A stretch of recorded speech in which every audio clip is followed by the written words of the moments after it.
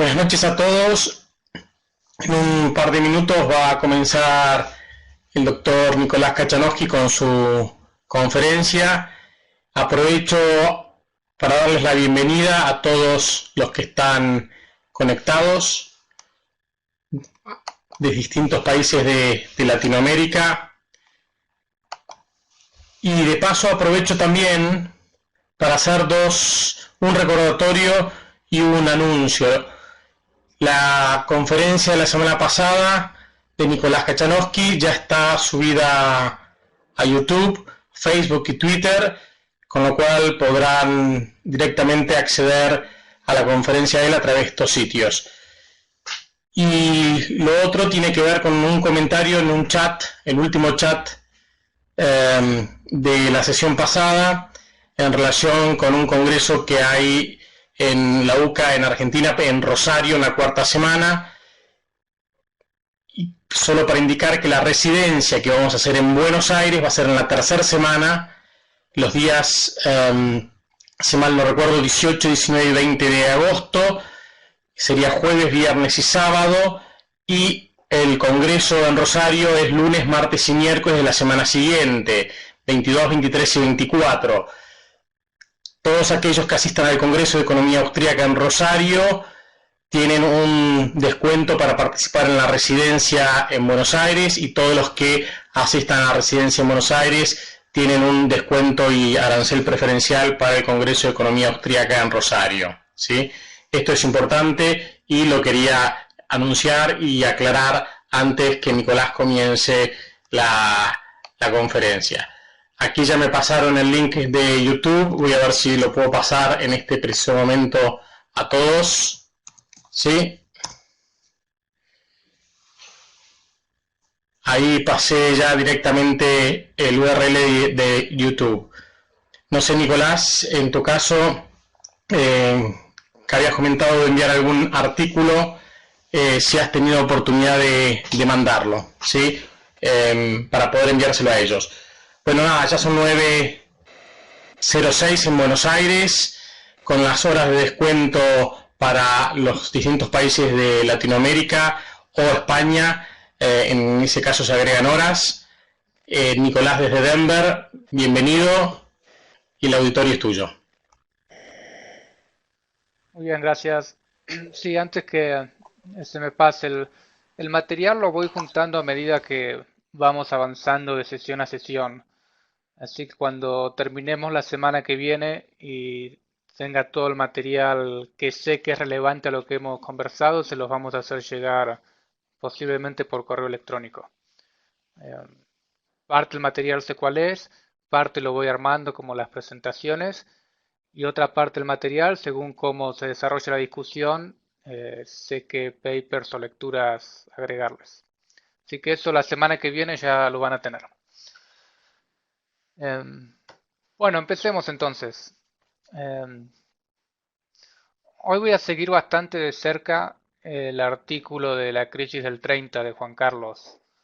Es el de las tres sesiones la que más fielmente voy a seguir algunos de sus escritos, porque es donde tiene un escrito más directamente, puntualmente relacionado a todo este tema, y es uno de sus papers más conocidos. Así que quiero darles una especie de experiencia a lo que es leer este paper, que tiene mucha información histórica, lo cual a su vez es un buen ejemplo de cómo aplicar lo que en este caso sería la teoría austríaca del ciclo, que no es un artefacto que lo tomamos y lo aplicamos así como está y entonces sabemos qué pasó, sino que es necesario ver cuál es el contexto histórico, el contexto institucional, etc. Y esto es lo que este paper hace muy bien. Entonces,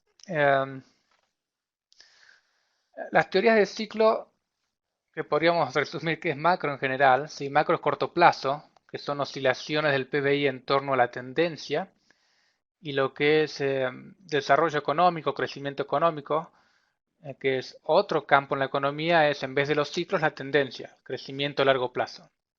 Por eso la disciplina macro se enfoca tanto en ciclos económicos, es su objeto de estudio. Entonces, lo que estas teorías tienen que explicar es ¿Por qué hay una caída del producto? Que vendría a ser I, el PBI. Y el producto viene de una función, si se quiere, neoclásica de producción, ¿sí? En el esquema macro, que tiene básicamente tres componentes. A es tecnología, K es capital y L de labor es trabajo. El conocimiento tecnológico que tenemos no desaparece, así que es difícil explicar especialmente grandes crisis con cambios tecnológicos. Ese es un poco el punto de las llamadas RBC o Real Business Cycle Theories, donde lo que hacen es, en vez de enfocarse en el nivel de conocimiento, se enfocan en cambios en la velocidad de qué tan rápido descubrimos nueva tecnología. Entonces, en vez de ver niveles, ven velocidades. Pero en general las RBC tienen una historia que va por la variable A. Ahora, si el producto cae y el nivel de A no cae, por más que A avance más despacio, entonces lo que tiene que caer es K, I, O, L, o sea, uso de bienes de capital y asignación de trabajo. De ahí que los ciclos económicos tengan una correlación inversa, si se quiere, con tasas de desempleo, no solo de trabajo, sino de desempleo de factores de producción en general. Capacidad ociosa sería un término más amplio. Lo cual quiere decir que en parte no podemos explicar la crisis con que trabajamos menos, porque esa es la consecuencia de la crisis. Eh, Ahora, más allá de las distintas teorías que tengamos, como las que discutimos el lunes pasado, quedan dos preguntas por responder, en especial en crisis como la del 30 o la del 2008, el lunes que viene, y una es, ¿por qué cae tanto el PBI? Una cosa es tener una crisis y que el PBI caiga, no sé, 2%. Otra cosa es decir, ¿por qué cayó tanto? ¿Por qué cae más que lo que los modelos predicen? Y el otro punto es, salvo los modelos con un énfasis más keynesiano, neo-keynesiano, es ¿por qué se tarda tanto en salir de la crisis? En el caso de la crisis del 30 estamos hablando de casi una década. Si los agentes económicos son racionales, los precios ajustan, no inmediatamente, pero ajustan. ¿Por qué 10 años? Estas son cosas que las teorías de ciclo en sí no pueden responder hasta que no se va a ver un caso puntual. Y se le agregan a la teoría los otros componentes históricos, institucionales, etcétera, que explican por qué el PBI oscila tanto y por qué una vez que cayó tarda tanto en recuperarse. Y este es un poco el ejercicio que eh, aparece en este paper, tener en cuenta el contexto histórico. Como les decía, ¿no? El lunes pasado, si hay preguntas, o las pueden ir dejando en el chat y las voy leyendo a medida que avanzamos. Si vamos a la crisis del 30 y la Gran Depresión, si bien hay varias explicaciones, las dos más importantes son la keynesiana y la monetarista, o las dos más difundidas. La keynesiana, la explicación es, para decirlo de manera muy resumida, es que por algún motivo que no está claro, animal spirits, hoy diríamos irracionalidad o irracionalidad exuberante, irrational exuberance, algún tipo de comportamiento no racional, el consumo privado cae, ya sea consumo de households, la C de consumo privado, o consumo de empresas en inversión, la I en el PBI. Esta caída en los gastos hace caer el PBI. Esa es, muy resumidamente, por supuesto, la explicación keynesiana. La explicación monetarista, que es la alternativa de Friedman, dice que el problema no es que cae el consumo. Sí, cae el consumo, pero el problema está en otro lado y es que hubo una contracción monetaria de nada menos del 35% en un periodo creo que de 3 años. Es una contracción muy fuerte, muy rápido. Imagínense que de hoy a un año se quita un tercio de la oferta de dinero, al año siguiente otro tercio y después otro tercio. Y eso no ayuda al funcionamiento regular del mercado. Uno de los efectos que es donde Ben Bernanke, siguiendo la línea de Friedman, va a hacer énfasis, es que cuando sucede esto, los bancos comienzan a ver su cadena de pagos interrumpida. No pueden cobrar los créditos, no pueden hacer pagos y en el mercado la cadena de pagos que se desarrolla en el sistema financiero se rompe, se corta. Y eso es como ¿no? un corte súbito a la economía. Un argumento similar o este punto muy parecido se encuentra incluso en el artículo de la crisis del 30. Una vez que la crisis se empieza a desarrollar, uno de los efectos es generar problemas en el sistema financiero. Pero este no es, en la explicación austríaca o del artículo, el origen de la crisis, es una de las consecuencias. Estas dos explicaciones tienen dos problemas, bueno, varios, pero hay dos importantes. Respecto a la de Keynes, podemos pensar directamente en la pregunta que Hayek le hace a Keynes, pero si definís la crisis como una caída del PBI, no podés decir que la causa de la crisis es una caída del consumo y la inversión, cuando vos definís como PBI consumo más inversión más gasto público más exportaciones netas. No estás explicando la crisis, la estás dando por hecho. Por lo tanto, tu teoría a lo sumo describe la crisis, pero no la explica. Estás usando tu misma definición de crisis para decir cuál es la fuente de la crisis. Esto no sirve.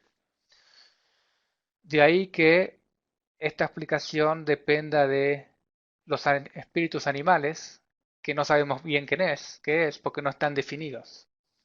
Alguien decía que la explicación de Keynes es como tomar un interruptor de luz y prenderlo, apagarlo, y esos son los animal spirits. Están on y están off. Eso no es una explicación, es una descripción. La explicación monetarista tiene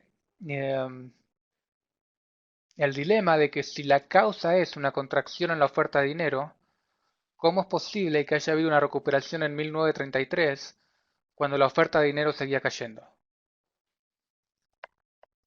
Esto es algo que, si bien después de alguna manera se acomoda, es un desafío directo a la explicación monetarista. Pues si la causa es fundamentalmente contracción de oferta de dinero, en 1933, 3-4 años después, tenés el efecto contrario, recuperación cuando la oferta de dinero sigue cayendo. No quiero decir que sea insalvable desde el punto de vista monetarista, pero sí es un desafío importante. ¿Hasta aquí vamos bien?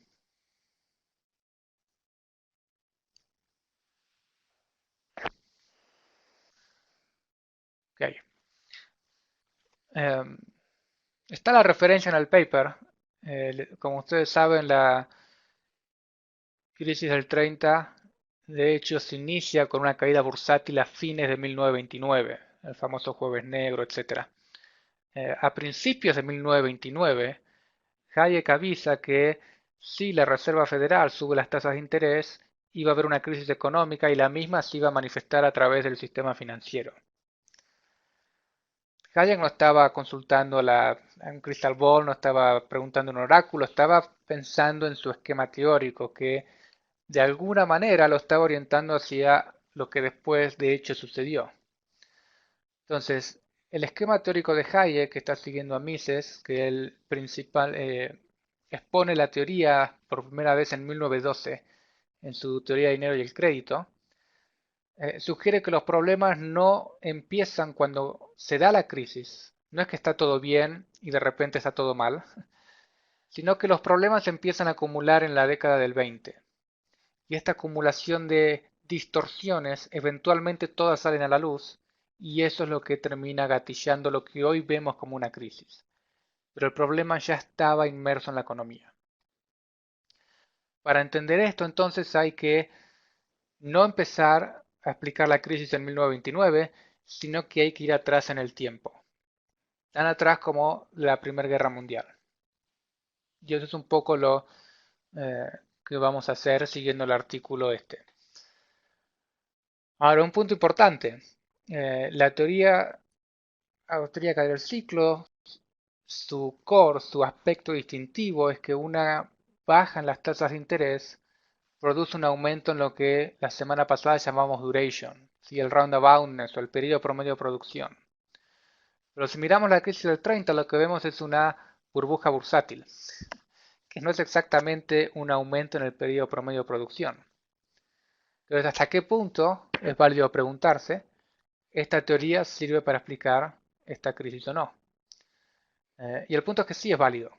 Una vez que vamos del nivel abstracto de la teoría al, y tenemos en cuenta el contexto histórico, instituciones, etcétera, lo que sucede es consistente con la teoría una vez que le agregamos los supuestos o las condiciones históricas particulares. Si asumimos una expansión de crédito que va al sistema financiero, el resultado es un aumento en el precio de los activos financieros, que no es otra cosa que una derivación de la fórmula del duration y el cash flow. Por lo tanto, sigue siendo consistente con esta teoría. Bien, entonces avancemos. El inicio de la Primera Guerra Mundial, el factor importante para esa historia es que de facto, es decir, de hecho, el patrón oro dejó de funcionar. Principalmente porque el transporte internacional de oro se suspende. Estaban los submarinos, estábamos en guerra, hay bloqueos, etc.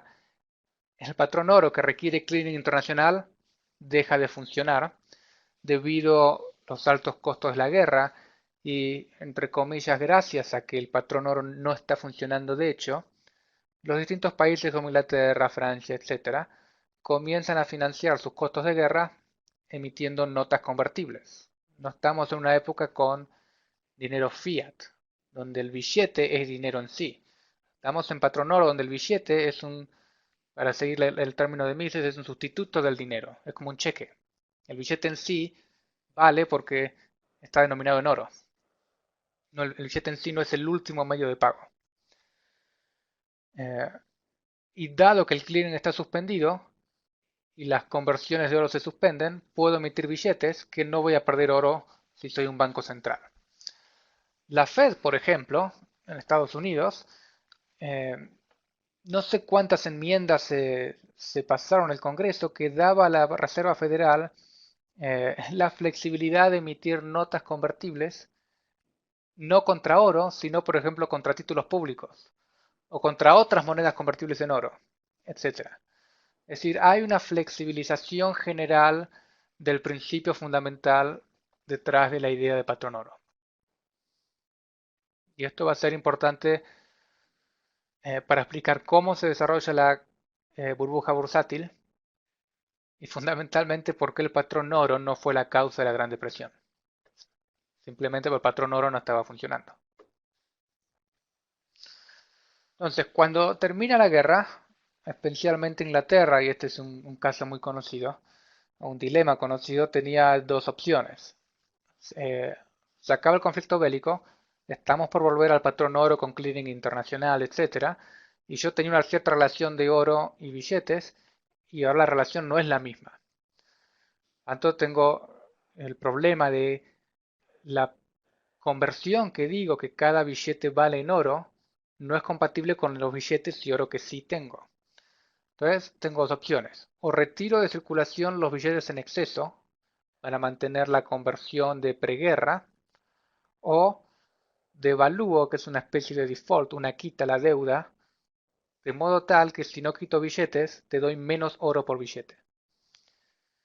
Yo ahí lo llamé devaluar entre comillas, pues devaluar se suele utilizar para un cambio en el tipo de cambio, un precio entre dos monedas distintas como oro y plata, pesos argentinos y dólares. En este caso, la nota convertible es un título de deuda. Dice, te debo 100 monedas de oro, no, te voy a dar 70. Más que devaluar, eso es un default con una quita del 30%. En la literatura lo van a ver como devaluación, en parte porque se piensa que el billete es moneda y no el oro, y lo que se está haciendo es fijar el precio del oro. Lo que en definitiva no es tener en claro qué es el patrón oro y qué no es moneda. Es una terminología un poco confusa. ¿Qué decidió hacer Inglaterra? Ni quitar circulante, ni hacer un default con quita, sino que decidió volver a la conversión de preguerra sin quitar el circulante. Lo cual quiere decir que no tengo oro suficiente para satisfacer los retiros y el clearing regular, dada la cantidad de libras esterlinas convertibles a oro que están circulando en el mercado. y eso obviamente es un desequilibrio que de una manera u otra va a haber que ajustarlo. ¿Está aquí ok?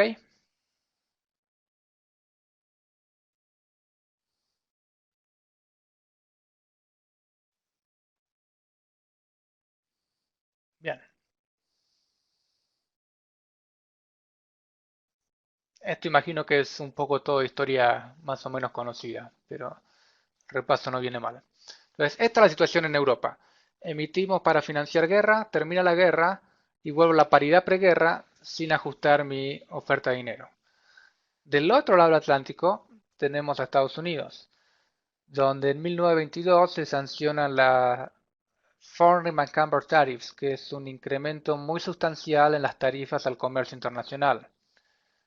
Y como saben, cualquier restricción a las importaciones es a su vez una restricción a las exportaciones. En términos de patrón oro, si yo no importo bienes de Europa y no le mando oro a Europa, Europa no tiene oro para comprarme bienes, que para mí es una exportación.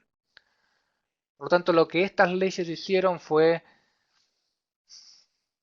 poner una traba muy importante al comercio internacional, lo cual ubica a Europa en la situación posguerra, en una situación donde no hay suficiente comercio para que Europa reciba el oro suficiente para pagar sus deudas con Estados Unidos, que Estados Unidos otorgó durante la guerra.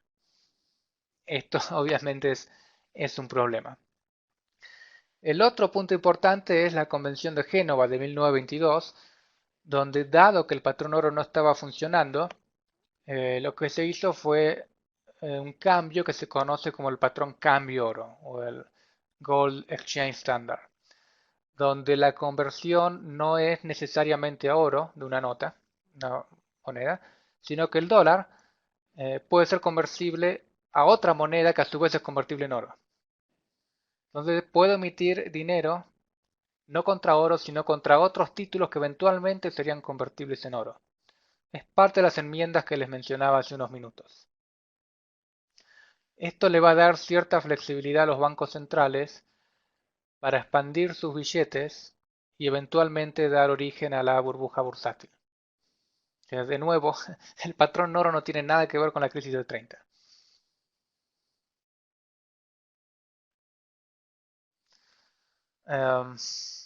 No recuerdo, Oscar. Es una buena pregunta para Google. No recuerdo. Varias de estas reformas llevaron algunos años. No se hacían en, en una reunión de un fin de semana. Um, Básicamente ganaban flexibilidad en la oferta monetaria. La oferta monetaria ganaba elasticidad, ¿no? Diría un economista. Puedo emitir dinero sin recibir oro, dado que durante la guerra el flujo de oro estaba congelado y después de la guerra le ponemos un freezer al comercio internacional con el aumento de tarifas. Si quiero expandir la oferta de dinero no tengo oro.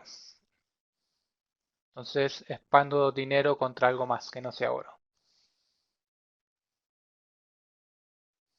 Recuerden que, fíjense la fecha, ¿no? 1922. Esto es antes de que Keynes escriba su teoría general. Y recuerden que Keynes, cuando hace su propuesta, no está inventando nuevas propuestas. Está dando un esquema teórico académico, un soporte teórico académico a lo que ya se venía practicando. No es que el mundo se volvió keynesiano después de Keynes. De alguna manera ya era keynesiano. Keynes dio eh, el apoyo académico, el apoyo teórico, era Lord, profesor de una universidad muy importante en Inglaterra. Dio el soporte psicológico que faltaba a la clase política para embarcarse más en estas medidas. Entonces, dado este contexto, dado que Inglaterra toma esta decisión de volver a la conversión de preguerra sin quitar circulante, eh, y dado que debido a las tarifas Estados Unidos no podía exportar, con estos dos motivos Estados Unidos decide aumentar su oferta de dinero, lo cual va a matar dos pájaros de un tiro. Por un lado, va a contribuir a que la paridad entre la libra esterlina y el dólar vuelva a su nivel preguerra, no porque hay menos libras, sino porque hay más dólares. pero se vuelve la misma paridad entre estas dos monedas. Y por el otro lado, al devaluar el dólar, se alienta la exportación de productos americanos. Esto es lo que la Reserva Federal estaba buscando hacer luego de terminar la Primera Guerra Mundial.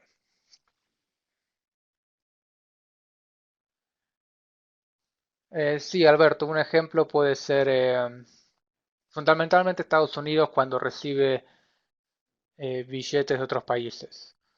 No es el mismo caso, pero para que quede claro, vamos a hablar de Francia en unos slides.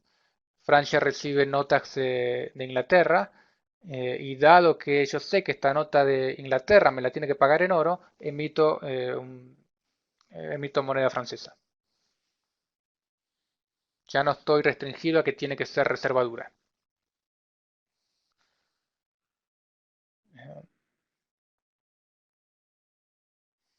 Okay.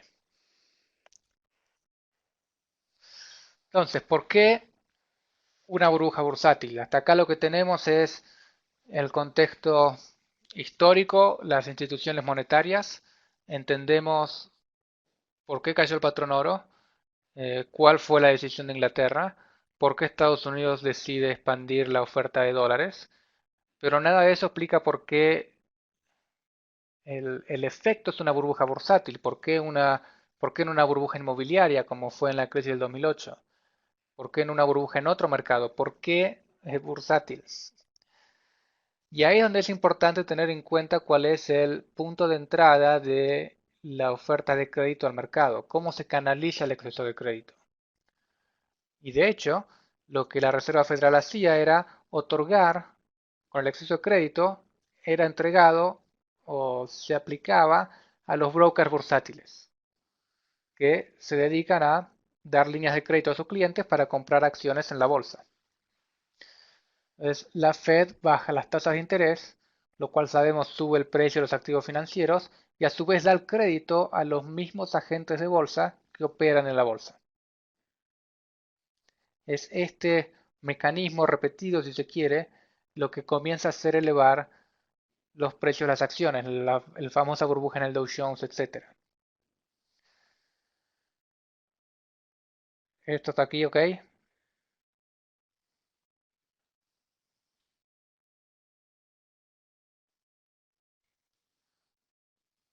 Me he ahorrado los detalles en los slides, pero en el artículo, bien, tienen toda la trama de tironeos políticos y beneficios y acomodos entre el gobierno, la Reserva Federal, etcétera, que quieren hacer esta política, que no, que les parece bien, que les parece mal. Y es un buen ejemplo de cómo estos aspectos, no puramente teóricos, sino políticos humanos, afectan los desarrollos de las crisis. El artículo se llama La crisis del 30, es uno de los que les vamos a pasar cuando tenga todo el material listo. No, es todo el área de public choice. Yo no quiero perder mucho tiempo en esos detalles de tal año, fulano de tal y el otro economista y se pelearon y no se pelearon. Entonces se enfermó y después lo reemplazó el otro que pensaba distinto. Está todo, está todo en el artículo. Ese no es el punto que quiero resaltar, pero sí es importante tenerlo en cuenta. Eh, Ahora, como cualquier desequilibrio, eh, es difícil mantenerlo de manera indefinida. Voy a volver sobre este punto más adelante, pero a principios de 1928, fines de 1927, la Reserva Federal comienza a asustarse por el tamaño de la burbuja y comienza a elevar las tasas de interés. Y la crisis, sabemos, bursátil se desata a fines de 1929. O sea, tengan en cuenta que cuando hablamos de economía no hablamos de un reloj suizo o de un auto alemán. Sino no es que apretás el freno y de repente nos congelamos. Los procesos económicos llevan tiempo, por diversos motivos. No es que subimos la tasa de interés hoy y la crisis pasa hoy, puede desencadenarse en un año y medio. Eso no quiere decir que la tasa de interés no tenga efectos sobre los efectos futuros. No, los llamados lags en economía.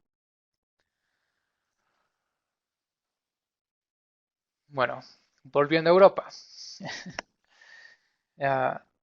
¿Qué hace Inglaterra? Inglaterra no solo vuelve a su paridad preguerra sin ajustar su relación de oro y libras esterlinas, sino que dada la deteriorada situación económica, Inglaterra sigue expandiendo o comienza a expandir de nuevo su oferta de dinero. ¿Quiénes recibían estas libras?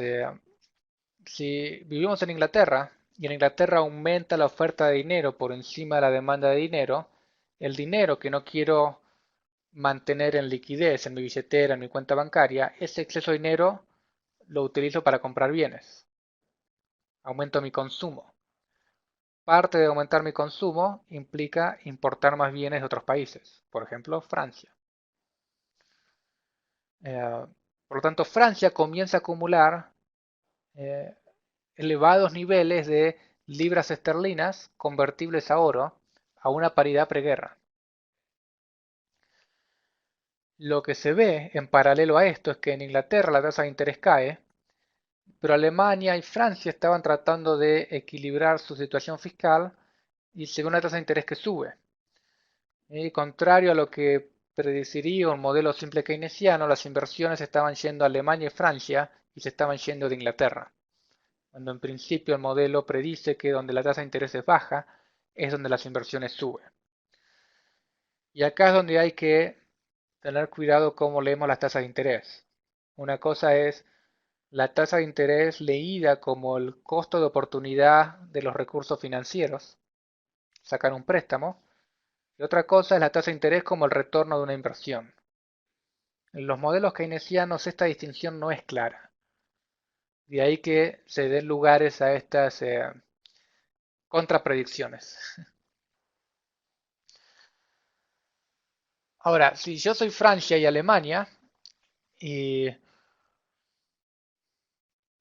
sí, en parte para financiar déficit, en parte por la idea de que era una manera de estimular la economía. Soy Francia y Alemania y veo que Inglaterra expande sus billetes. Yo no quiero perder mi paridad de la moneda francesa y alemana contra Inglaterra para no afectar mis exportaciones. Por lo tanto, Inglaterra empieza a expandir, Francia y Alemania empiezan a expandir. Y es un esquema similar al que vemos hoy día y que va a jugar un rol en la crisis del 2008, que es cuando los bancos principales expanden la oferta de dinero, el resto de los bancos centrales hacen lo mismo para mantener los tipos de cambio, sería hoy día, en valores similares, la paridad en aquella época en valores similares, de modo tal de no afectar el comercio internacional. Por lo tanto, es un banco central el que se desvía y después salen todos los otros bancos centrales a seguir el mismo camino. Tanto la burbuja que podría comenzar en un país se vuelve un fenómeno internacional. Crisis del 30, crisis 2008. Vale, déjenme ver el chat.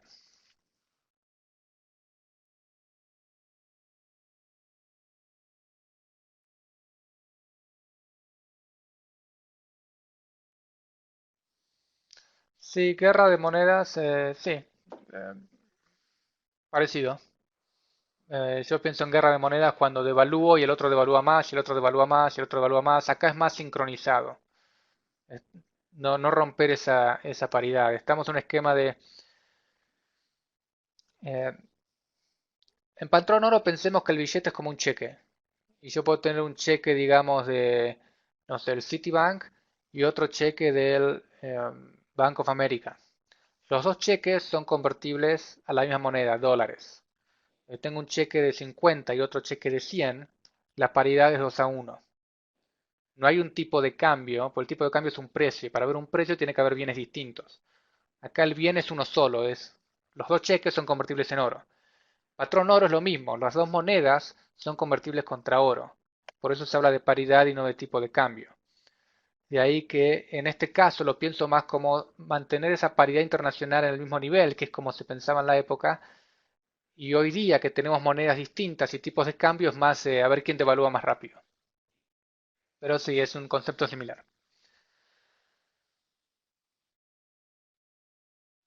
En Inglaterra expande su oferta de dinero vía el mercado financiero y eso hace bajar la tasa de interés.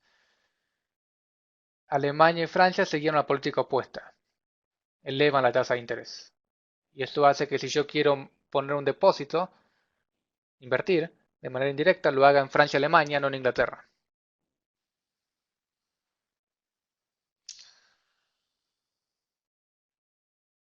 Ok, a ver dónde estábamos.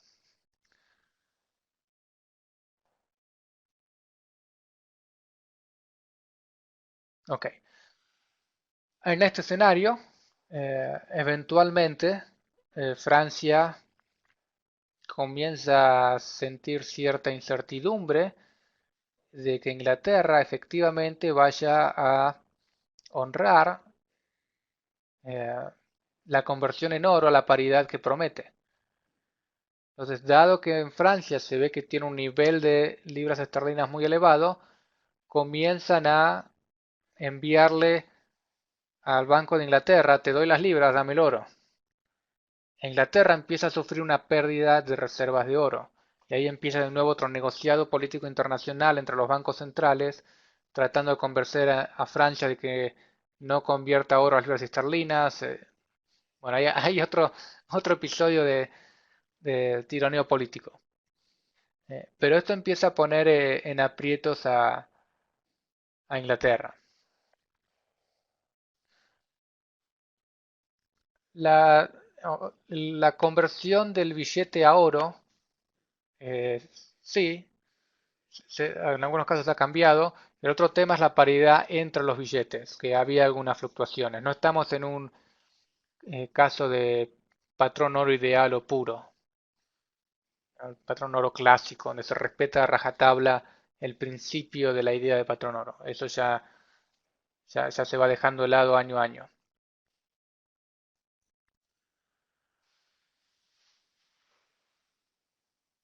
Eh, entonces, em, habíamos dicho que a fines de 1927 o principios de 1928, la Fed comienza a revertir su política de crédito fácil o expansión de crédito y comienza a subir las tasas de interés. Sin embargo, a la par que sube la tasa de interés, vemos que la burbuja bursátil continúa. Y hay tres motivos por esto. Uno es que al subirse la tasa de interés en el mercado de agentes bursátiles, lo que hay es un reacomodamiento del crédito interno de Estados Unidos de otros mercados al mercado bursátil. Entonces no invierto más en industria, eh, invierto en agentes bursátiles porque me pagan una mayor tasa de interés. Por lo tanto, la Fed sube la tasa de interés bajando el crédito, pero el mercado le manda más crédito a este mercado. Ese es un motivo. El otro motivo es que al elevarse las tasas de interés, en Estados Unidos comienza a entrar flujo de capitales de Europa. Y parte de esos flujos de capitales se invierten en las acciones. Y el tercer motivo es que en el tironeo político, especialmente cuando empiezan a subir las tasas al principio, se asustan y vuelven a expandir el crédito a los agentes bursátiles. Por ese motivo, si bien vemos un aumento de tasas a principios de 1928, seguimos viendo un aumento de la burbuja eh, por un tiempo más, digamos. No es que este sea un serio problema para, digamos, esta historia de los eventos. Se puede explicar con los hechos históricos. Un muy buen libro que Juan Carlos sigue muy de cerca es el de Benjamin Anderson. Él vivió en esta época y lo vio bien de adentro, entonces cuenta bien en detalle todos los eventos, los tironeos, la letra chica de la política monetaria, etcétera.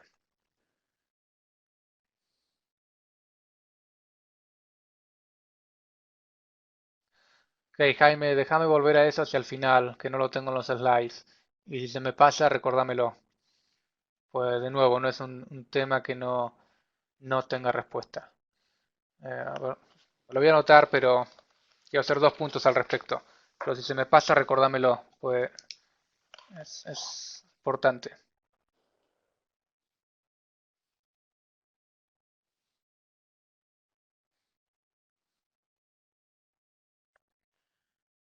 Ok.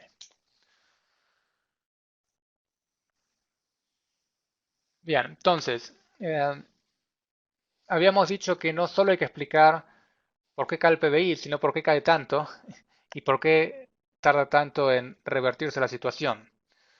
Si lo seguimos a Garrison, la teoría austríaca del ciclo explica por qué el auge puede ser insostenible. Lo que la teoría no explica y no busca explicar es los detalles de la crisis, cómo se va a desenvolver la crisis, cuánto va a durar, etc. Esto es como decir, si te vas de fiesta y tomas alcohol a lo loco, en algún punto vas a colapsar. Ahora, ¿cómo va a ser tu colapso puntual? No lo sé. Pero este es un camino que te va a llevar a problemas. Eso es lo que esta teoría está haciendo. Esto es insostenible. Entonces, ¿por qué la caída fue tan fuerte? Bueno, obviamente la teoría algo tiene que decir respecto a la caída. Cuanto mayor sea el nivel de distorsión, más fuerte va a ser la caída. Pero donde sí se puede hacer un empalme es con la explicación monetarista de Friedman, donde lo que podemos decir es a las distorsiones producidas durante la década del 20 se agrega una extra contracción monetaria. Por lo tanto, tenés la crisis por la distorsión financiera siguiendo esta teoría, más la contracción monetaria. Son dos shocks. El punto es que no puedes explicar la crisis del 30 solo con la teoría monetarista. La teoría monetarista te ayuda a explicar por qué el PBI cae tanto, pero no es la explicación inicial para esta postura. ¿Se entiende este empalme? Teoría monetarista comienza la historia en 1929 o 1930. Acá es distinto. Okay. Si van a Hayek, Prices and Production, Hayek desarrolla lo que se llama una política monetaria neutral, donde por esto da a entender si hay un banco central. ¿Cuál es la política monetaria que no afecta al desarrollo normal, digamos, del mercado? Si es que hay una.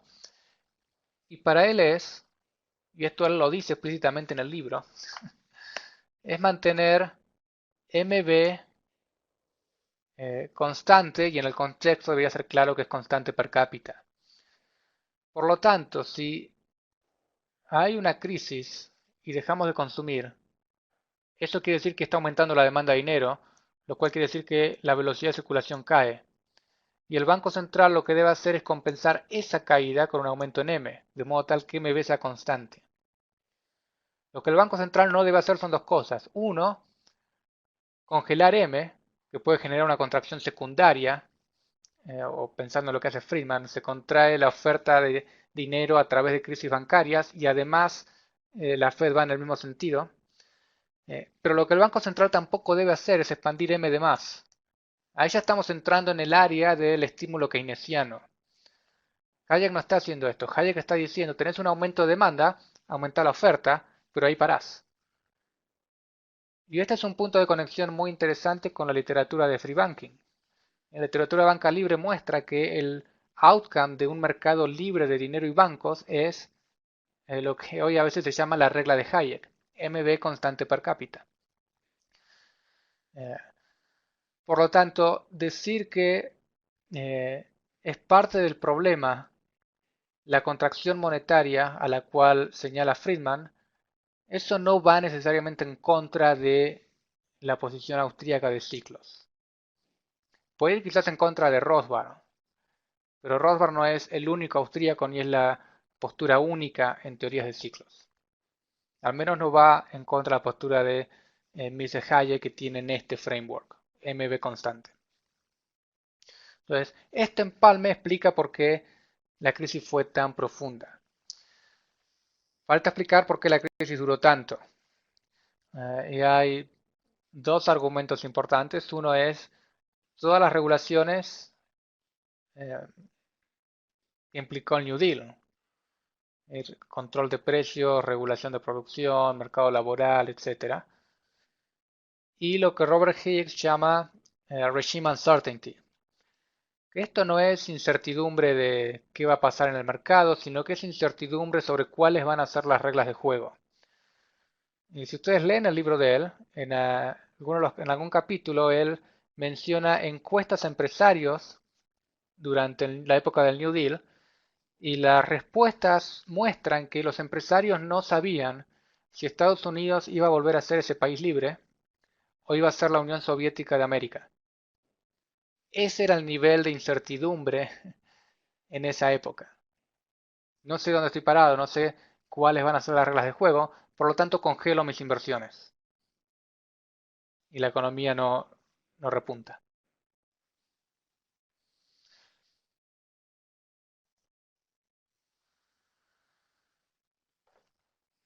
Si está después en el gráfico que les quiero mostrar, si miramos una serie del PBI, se ve una recuperación en 1933, que mencioné al principio.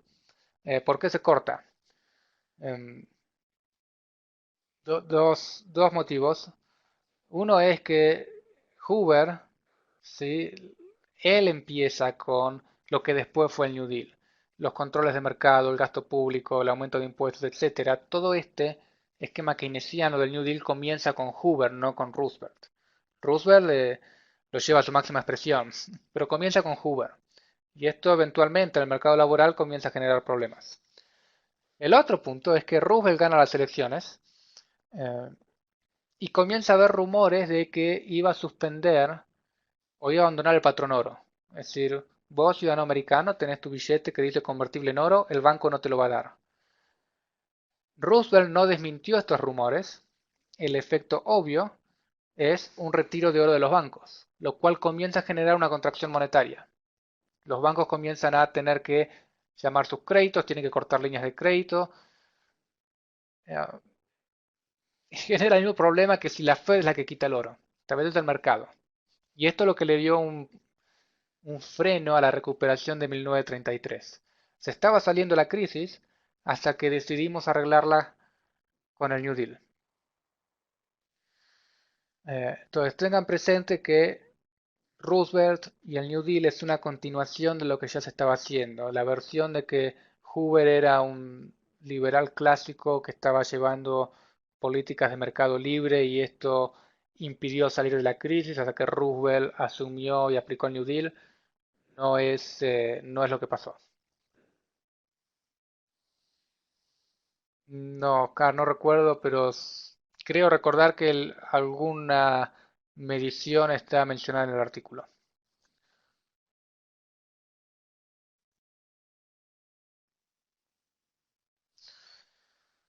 Entonces, una regulación excesiva de mercado, un nivel alto de incertidumbre, explican una vez por qué decaímos, nos mantenemos en crisis. ¿Cómo se sale de la crisis? Bueno, acá hay algunas explicaciones. La más conocida, la más difundida, es que fue gracias a la Segunda Guerra Mundial. Debido a esto, Estados Unidos comienza a elevar significativamente el gasto bélico, aumentan los gastos, recuerden el esquema keynesiano, el gasto es lo que da origen a ingreso, no es que el ingreso da origen al gasto, y esto es aumentar el PBI, cae el desempleo, etc. Obviamente se pueden hacer varias críticas conceptuales. ¿Cuál es el punto, por ejemplo, que caiga el desempleo si estamos todos trabajando en el ejército, si somos todos soldados? ¿Cuál es el punto de cavar pozos y después taparlos si no estamos produciendo bienes con valor de mercado? Entonces, el, el mensaje de este punto es, eh, si una economía está sana, el PBI tiende a crecer, el desempleo baja. Eso no quiere decir que si vemos que el PBI sube o el desempleo cae, podamos concluir que la economía es sana. Es lo que se llama la falacia de la relación inversa. Si yo estoy sano, me siento bien. Que me sienta bien no quiere decir que esté sano. Quizás tengo algún problema y no lo siento. Para mí es lo mismo. Si vamos a definir economía sana meramente como aumento del PBI, es muy fácil. Contratas a los desempleados, les pagás para que produzcan pozos, lo contabilizás en el PBI a costo de producción, el PBI sube, el desempleo baja. Listo. Pero eso no es lo que entendemos por economía sana. Entonces es muy común cometer el error de, porque el indicador económico se comporta como se comportaría una economía sana, concluimos que la economía es sana.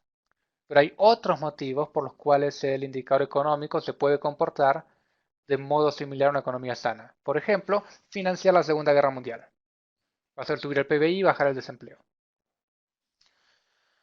Otra explicación, y este es uno de los puntos que más sobresalen, más novedosos, etcétera, del artículo de Juan Carlos, es que no fue la Segunda Guerra Mundial lo que dio fin a la Gran Depresión, fue la Corte Suprema de Estados Unidos al declarar institucional el New Deal, en especial en 1935 el National Recovery Act y en 1936 el Agricultural Agency something. Eh, y el motivo de la Corte Suprema es que el Poder Ejecutivo se autoarrogó facultades legislativas. Y el motivo es que la legislación era tan compleja que era el Poder Ejecutivo, a través del NRA y el AAA, quien interpretaba la regulación económica y ponía sanciones.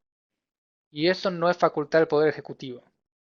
Debería ser facultad del Poder Legislativo decirte cómo interpretar esta ley y si hay un conflicto del Poder Judicial. Esa actitud es la que llevó a la Corte Suprema por unanimidad declarar inconstitucional el paquete del New Deal. Sin embargo, la recuperación no se dio en 1935-1936, sino que se demoró algunos años. Dos motivos para esto, o por qué esto pasó. Uno es que cuando la Corte Suprema declara la inconstitucionalidad del New Deal, Roosevelt le declara la guerra a la Corte Suprema. Dice, voy a aumentar los miembros de la Corte Suprema, así puedo nombrar nuevos jueces y tener fallos a favor mío. Y esto en aquella época fue considerado un acto de autoritarismo muy claro. Y esto genera mucho ruido político. ¿Quién va a ganar? ¿Qué va a pasar? Etcétera. Volvemos al argumento de Robert Hicks, Regime Uncertainty. Está bien, se declaró inconstitucional, pero yo no sé qué va a hacer Roosevelt y qué va a poder hacer Roosevelt al respecto. Mejor espero. Y el segundo motivo es que en paralelo se pasaron regulaciones que afectaron al mercado laboral, haciendo más costoso y difícil las contrataciones de trabajo.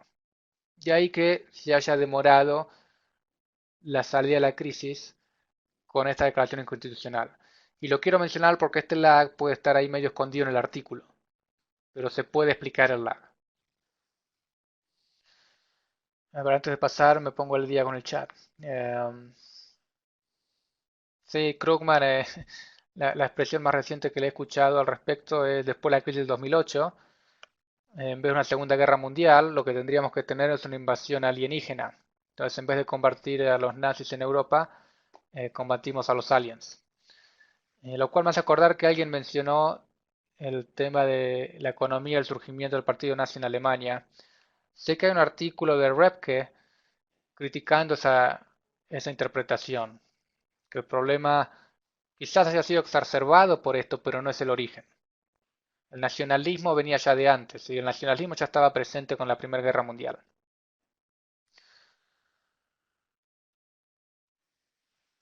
Roosevelt no se privaba de nada. Si te agarraban con oro no declarado, ibas a la cárcel. Ok, sí, se me pasó, perdón, en el chat. Bien. Por supuesto, la historia oficial va a recordar a Roosevelt como el salvador de la Gran Depresión. No importa cuántas veces revisemos los hechos conocidos, la interpretación va a ser al revés. Este es mi último slide y quiero marcar un último punto y después paso a la pregunta de Jaime y cualquier otra pregunta que surja.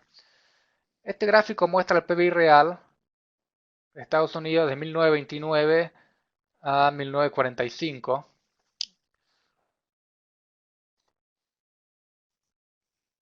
Si se fijan, ahí está marcado el inicio de la Primera Guerra Mundial y se ve el acelerado crecimiento del PBI. La contabilidad macro, como el PBI, surge alrededor de la crisis del 30 por la necesidad de tener mayores indicadores económicos para saber cuál es la situación e inspirados teóricamente por el esquema keynesiano, que es lo que ya estaba bastante de moda, o estaba empezando a estar muy de moda. De ahí que el PBI esté construido de modo tal que si aumenta el gasto, aumenta el ingreso. Por lo tanto, no es sorpresa que si aumenta el gasto, veamos un aumento del PBI. Es el problema de Theory Laden, Confirmation Bias, todos los problemas que Zanotti nos contaría, bueno, están en la indicador madre de la economía. Por eso hay que ser muy cuidadoso al leer los gráficos. Otro punto por ser cuidadoso es que con el New Deal, la guerra mundial, etcétera, hay mucho control de precios. Y el cálculo del PBI asume que el mercado tiene sus precios en equilibrio. Por lo tanto, si no tenemos precios en equilibrio, el PBI es tramposo, no está mostrando lo que en teoría muestra. Para los que han seguido el caso argentino en los últimos años, aumentos del PBI real en la época kirchnerista están inflados justamente por control de precios. Eso ayuda a explicar por qué también, no está en el gráfico, pero al terminar la Segunda Guerra Mundial, Estados Unidos baja el gasto público del, no sé, 50% del PBI al 30 o al 15, 20, en 2-3 años. Congela el gasto público, el ajuste más feroz que se les puede ocurrir. Y si miran la serie del PBI, se ve una pequeña caída y después sube. Esa caída del PBI no se debe a una caída de producción, sino que se debe a el paso de precios regulados a precios libres de mercado, lo cual cambia los precios usados en el cálculo del PBI y eso se refleja en una caída, lo cual quiere decir que el PBI estaba sobreestimado durante la Segunda Guerra Mundial. Ahora, el punto que quería mostrar acá es, ahí están marcados, ¿sí?, los 2 años de la declaración de inconstitucionalidad de las partes del New Deal.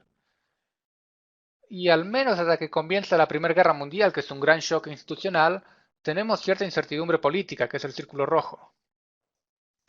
Entonces lo que hay es una correlación, si dejamos de pensar en momentos puntuales así instantáneos, y pensamos más en efectos lags, hay una correlación entre la Segunda Guerra Mundial y la declaración de inconstitucionalidad por parte de la Corte Suprema.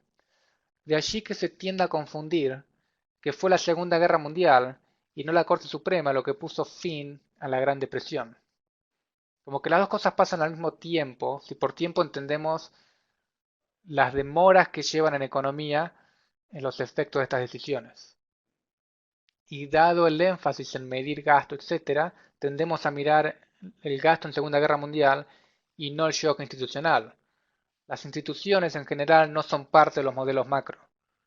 No es una variable en el modelo macro que podemos mover la institución y ver qué pasa. Por lo tanto, no es parte del esquema mental del economista formal macro. Este punto de la correlación quiero que quede claro. Es entre líneas el mensaje que Juan Carlos está enviando en su artículo. Hay un problema de, no lo llamaría sample bias, pero de confundir correlación con causalidad. No es lo que deberíamos hacer. ¿Hasta aquí ok?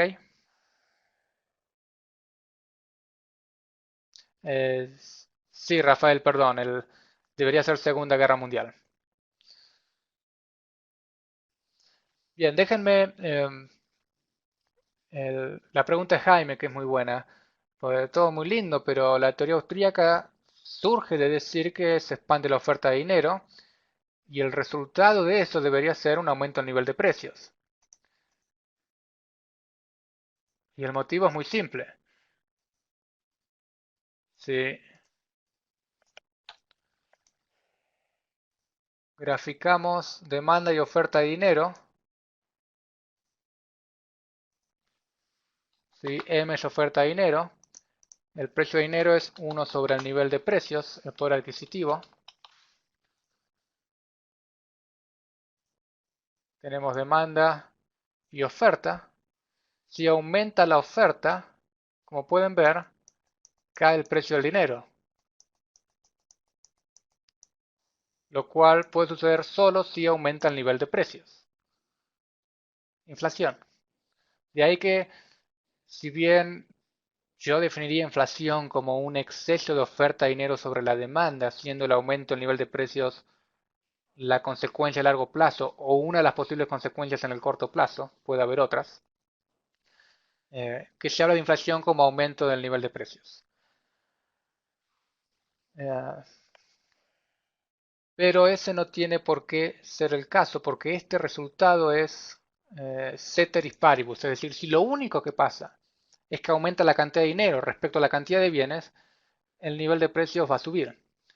Pero si volvemos al esquema macro formal, ¿sí? Donde cantidad es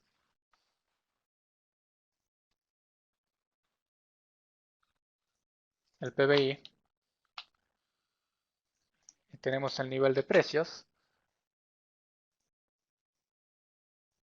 demanda agregada, oferta agregada. Si aumenta la cantidad de oferta de dinero, eso es la demanda agregada, a un desplazamiento de la demanda agregada, eso lleva a un aumento de nivel de precios, salvo que al mismo tiempo haya un aumento en la oferta de bienes. Y esto es lo que varios artículos sugieren pasó en la década del 20, donde hubo varios eh, desarrollos tecnológicos, especialmente en el mercado agrícola. Quisieron aumentar la productividad y eso escondió el efecto de inflación sobre el nivel de precios. Si queremos definir inflación como aumento del nivel de precios de manera estricta, entonces tenemos que decir que es un aumento del nivel de precios respecto a donde el nivel de precios hubiese estado sin el aumento de oferta de dinero. No donde está hoy respecto a ayer, porque de ayer a hoy pueden pasar cosas, como aumentos en la oferta agregada de bienes.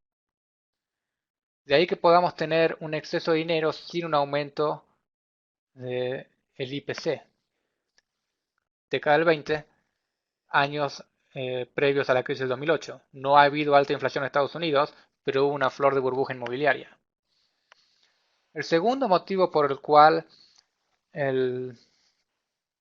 este exceso de dinero puede no estar capturado en el IPC es que este dinero se utilizaba para comprar acciones.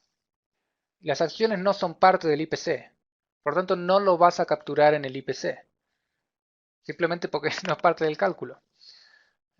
Y este es un argumento similar, lo que hoy día los market monetaries, Scott Sumner, etc., critican la teoría austríaca interpretación de la crisis del 30, no porque no haya aumentado el IPC, sino porque no ha aumentado el PBI nominal.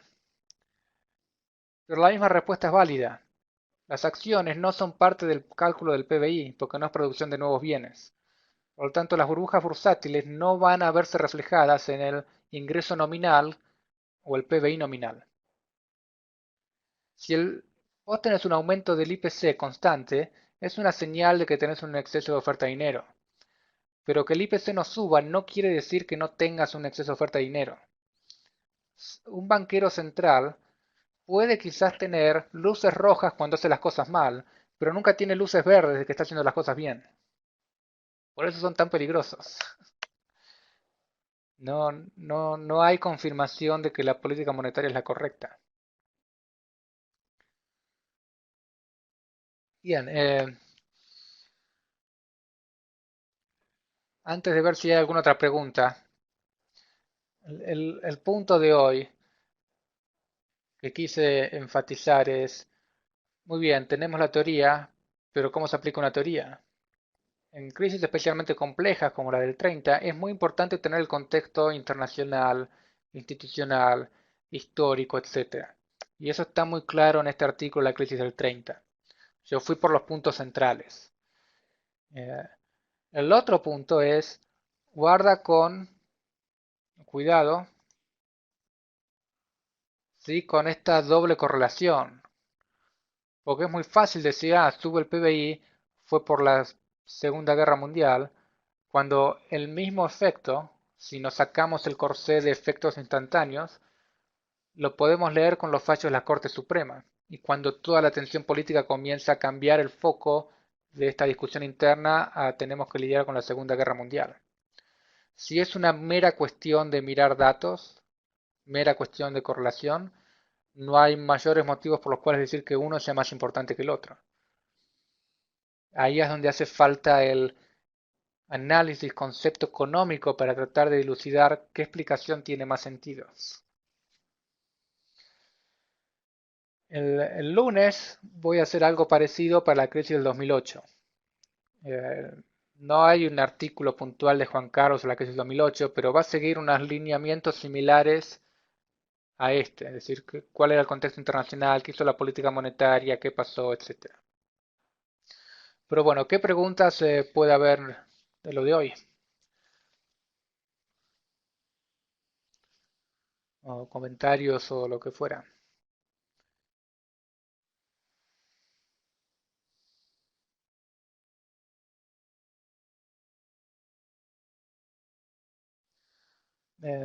Si el caso del 2001, bueno, los bonos como Patacones Lecop no eran moneda, no eran exactamente moneda en sí. Em, por eso hubo menos afecto en el nivel de precios. Distinto es si se hubiese financiado eso con directamente emisión.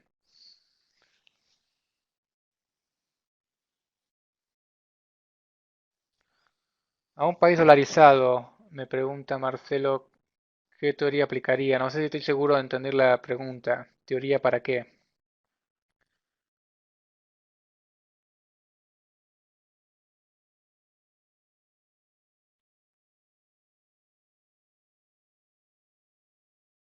Eh, sí, hay que ver qué épocas del año. Es muy difícil encontrar mediciones previas a esta época. Y las que son de esta época es como se puede. Estamos hablando de 1930, no del 2000. Sí, no sé si diría que salvaron la economía, pero no es que no tuvieron ningún efecto. Eh, Otra alternativa hubiese sido ser muy explícitos en cómo se iba a solucionar el déficit fiscal, liberalizar la economía y en vez de emitir patacones, atraer capitales.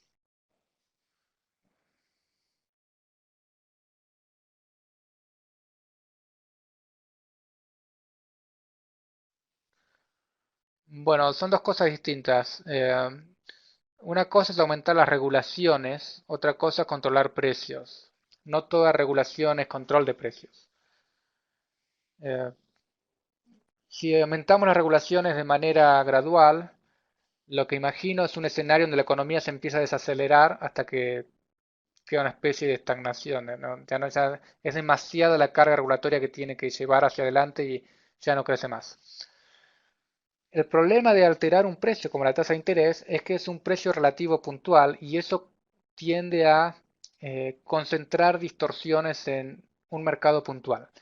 En el caso de tasa de interés, las distorsiones se acumulan en proyectos cuya duration es muy elevada, lo cual quiere decir que a la tasa de interés de mercado el proyecto no es rentable. De ahí que se caiga todo de golpe, en vez de ir desacelerándose de a poco.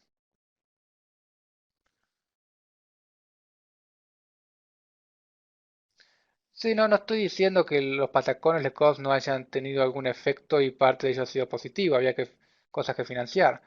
Lo que no estoy convencido es que haya sido la mejor solución. Y en ese sentido no diría nos salvamos gracias a los patacones cuando quizás había mejores alternativas por delante.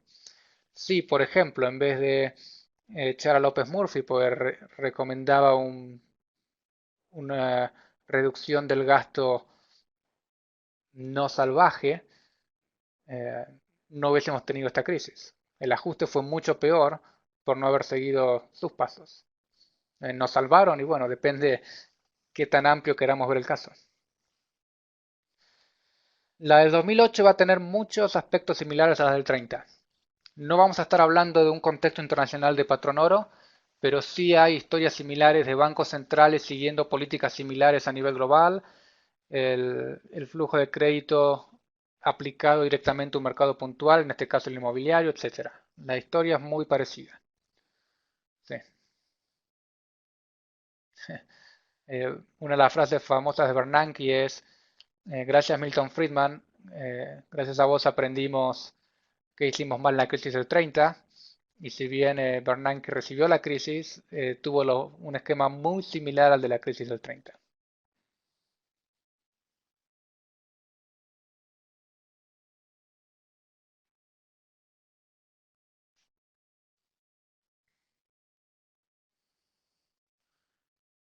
Bien, ¿alguna otra? ¿Pregunta?